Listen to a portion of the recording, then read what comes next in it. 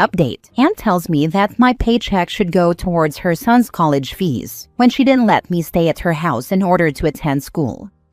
Original post. I got a job around 3 months ago. It's my first proper job that isn't in a fast food restaurant. No hate. This was to pay for my rent and save up for university. I live away from my parents because I go to an international school in another city. As per custom in the country I live in, and to show gratitude, I gifted my first paycheck to my parents. It wasn't much, but I could see that they appreciated it, and we were all happy. This lasted for about 10 minutes. My mother then decided to go on the family group chat to tell everyone. No blame on her, I understand. I then got a call from my aunt, who proceeded to ask me about the details of my job, which seemed fishy, considering she hasn't really given a crap about my existence until 2 seconds after that message was sent. She then explained that her son, my cousin, who goes to the same school and is in my grade, is going to college. No surprise there. And that I, as someone with a source of income and as a family member, should pay part of his school fees using my next paycheck, because according to her, I'm part of the family and should support him. For the record, I know that my aunt has a substantially larger salary than I do, but it seems she doesn't want to spend any of it on things that don't benefit her. Additionally, when I got into this school, my mother called my aunt to ask if I could stay with her until I graduated, but she refused, saying they didn't have space. Instead, my parents bought me a small flat, and I now have to work to contribute to the rent. My aunt went on about how hard my cousin worked to get into college and insisted that I should have sympathy for him. Honestly, I don't feel any sympathy for a kid who stays out all night and barely puts in any effort at school. With the little patience I had left, I politely reminded her that most of my salary goes toward my own basic needs, such as paying rent and buying food, as well as saving up for my tuition fees. To which she rudely responded, "If you can do that, you should be able to donate some money." I've always been taught the value of hard work and self-sufficiency, and now it felt like my effort was being taken for granted. Out of frustration, I hung up on her. Later, I got a call from my mother asking why her sister was complaining about me. I explained my side of the story, and now she has blocked my aunt as well. My aunt realized this and has been pestering other relatives to help cover the fees, guilt-tripping and shaming those who don't donate. She's probably ranting in the family chat as I'm writing this. It feels good to vent a bit. Sorry if this was long or the wording is weird. My English sucks. Now for the top comments before reading the update. Just block your aunt, cousin, and anyone who agrees with them. You owe them nothing. He can get a job as well. You've already fulfilled your obligation by giving your first paycheck to your parents. Your mother should suggest that just like you, he can find a job and support himself. And cousin doesn't even have to pay rent, I bet.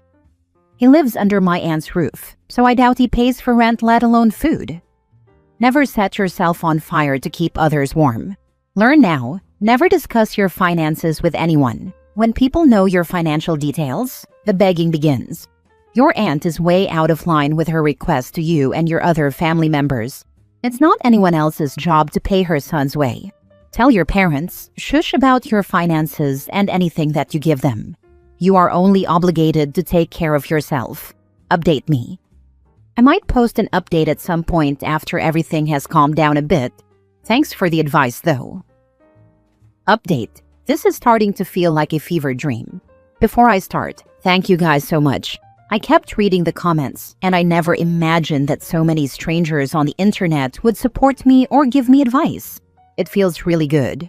Secondly, my apologies to those who tried to read the previous post and found a wall of text. I'll try to format this one better. Now to the actual stuff. As some of the comments suggested, I did go no contact with my aunt. I didn't talk to her, but I did get some hateful messages on social media from people I assumed to be my aunt's friends. This worked for about a day, until I realized the horrible timing of my last post. Our family has these dinner gatherings every 4 or so months, where all our extended family, descended from my maternal grandmother, gets together, usually at a relative's house. This time, it was my parents' turn to host, and honestly, it felt good to go back, because living alone isn't that fun. I got there around 3 p.m. today. I'm going back to school tomorrow. to help prepare and, best of all, to get some quality time with my parents and sister before everyone else arrived. As soon as I got there, they showed me my aunt's pity rant in the family group chat, and we laughed about it. Around 5 p.m., my relatives started showing up, including my aunt and her family. I managed to avoid her for the first hour, until dinner. That's when everyone sat at the long table, and as usual, we went around sharing updates about our lives. One of my uncles asked how school was and about our internal exam results. For context, my school follows the International Baccalaureate Exam Board, and anyone who's done IB knows it's hell. My cousin went first, proudly announcing that he got a total of 26/45, a pass. Someone told him to study harder, LOL. Then it was my turn, and I told everyone I got a 42, which got me a round of applause and a pissed-off look from my cousin. That's when my aunt stood up and declared that this was exactly why I should help my cousin. Apparently, I'm doing well enough, and my lazy cousin deserves the same opportunity too, because he was trying hard and cut down on playing Call of Duty. Honestly, if you take the IB diploma program and still have time for Call of Duty, you must be really smart. She then switched to a customer service voice and started appealing to the other relatives, while subtly shading the ones who hadn't donated.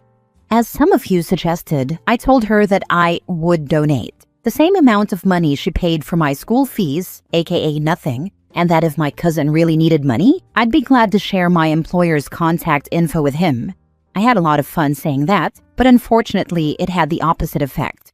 My aunt went ballistic, shouting that my mother had raised a heartless and stupid child, and that I was now old enough to be a breadwinner for the family, which apparently includes her. This pissed off my dad, who dragged my aunt into another room, but we could still hear him yelling that she shouldn't be dependent on other people. In the end, my aunt stormed out with my cousin, but not before demanding that my mother talk some sense into me or disown us entirely. This all happened about an hour ago. As I'm writing this, my aunt is ranting in the group chat, saying that if I ever get a scholarship, it should go to my cousin, and that I should pay for my tuition myself. I don't think that's how scholarships work. P.S. No hate to my cousin. To be fair, he didn't demand anything from me. I think he's just annoyed that I got the better score. I don't think he's stupid. I just think he's devoted all his brain power to Call of Duty. If she does anything else delusional and Reddit-worthy, I'll post another update. How did your other relatives react to your aunt's demands? Some of them blocked her, some of them screamed into their phone, and some crazy ones actually gave money. Well, now you can all tell the aunt to go after the ones who gave her money and to leave you alone. And she's the well-off aunt if I remember the original post correctly. Sounds like someone needed to get hit with a slipper as a child. Good on you for standing your ground and your family for backing you up. I wouldn't been able to do that. We used belts in my part of the world. We do too, except there was no belt handy. She is well off, but I'm assuming she has wasted it on makeup, bags, or jewelry. I don't think being disowned by her is the problem she thinks it is. She was already giving you nothing. She wants my family to disown me and whoever else objected to her humble request. Next story. My dad wants me to pay back my child support. I know this is a topic that has already been discussed, but I'm just looking for advice on a good comeback. My dad, 59, recently started making comments about how, now that I'm earning more money, I should be able to pay back the child support he paid over the years. It started small, little remarks like, "You're going to need a big income to pay back all that child support." He's asked me more than once how much I'm currently earning, and always looks disappointed when I tell him. He loves to make these comments on special occasions like my birthday, and only when my boyfriend is around, either in the same room or in the car. It's like he wants an audience to see how funny or clever he's being. My relationship with my dad has always been a bit strained, but it really went downhill when I turned 18. That's when he decided he shouldn't have to pay child support anymore. Even though I was still in school, a court made it very clear that he was still obligated to continue paying, and he didn't take that well. He stopped talking to me for almost 2 years after that, like I had done something wrong for existing while he had to follow the law. Now that I'm an adult with a decent job, he acts like I owe him. It's not just the money comments, it's the tone behind them. It's condescending, manipulative, and meant to make me feel guilty for something that was his legal and moral responsibility as a parent. Sometimes I get so angry I can feel my hands shaking, but I usually just fake a laugh or change the subject because I don't want to start a fight or make things worse. Going no contact isn't really an option. I'm already low contact, and most of our communication is initiated by him.